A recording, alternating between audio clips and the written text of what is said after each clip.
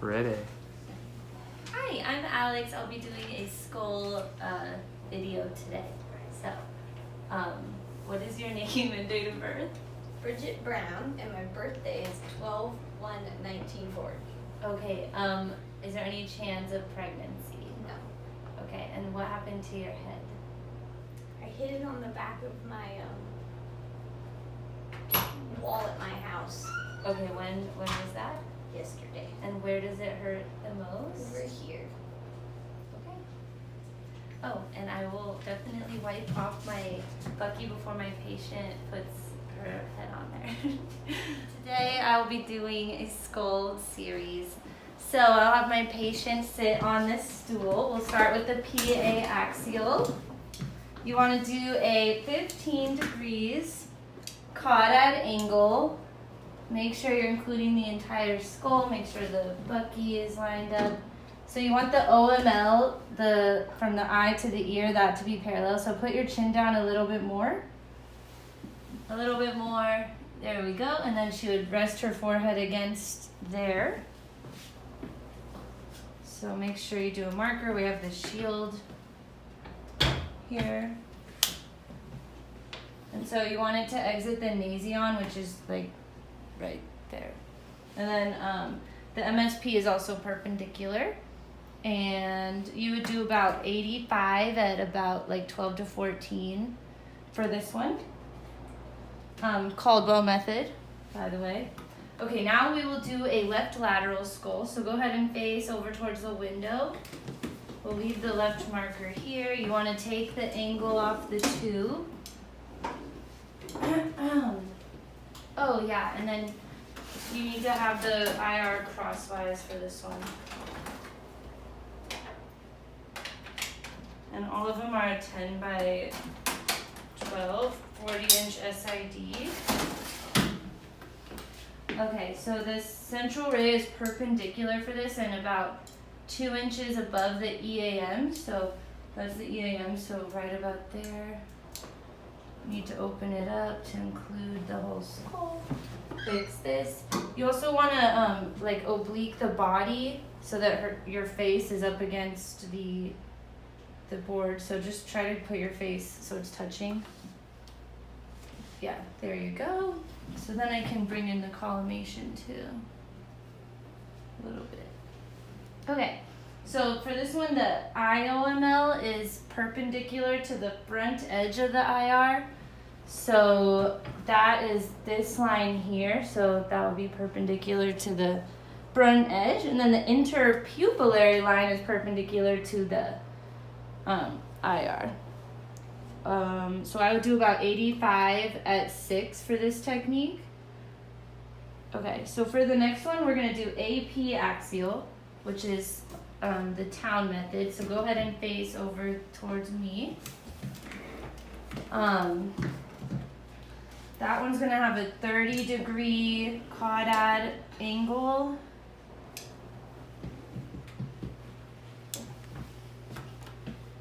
So I need to okay, the left. I need to fix this again.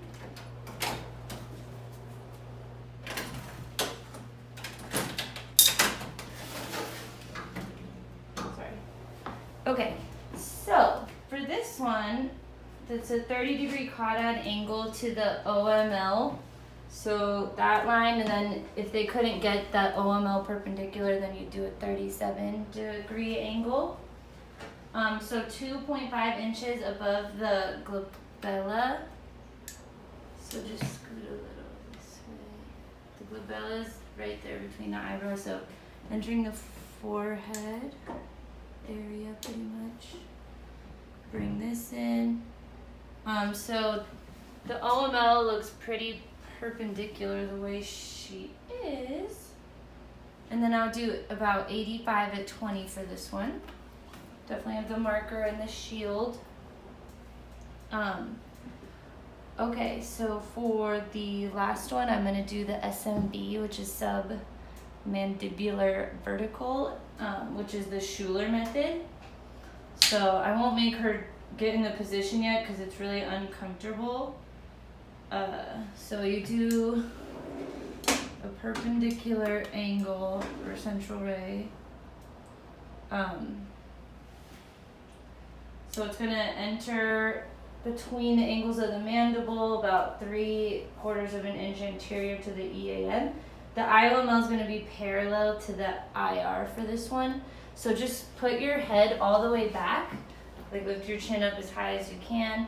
Yeah, so here's the OML, and you want that to be parallel to the IR. So that's actually a really good position that she's in.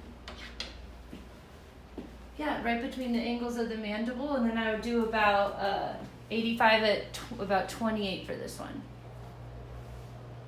Okay, all done. All done?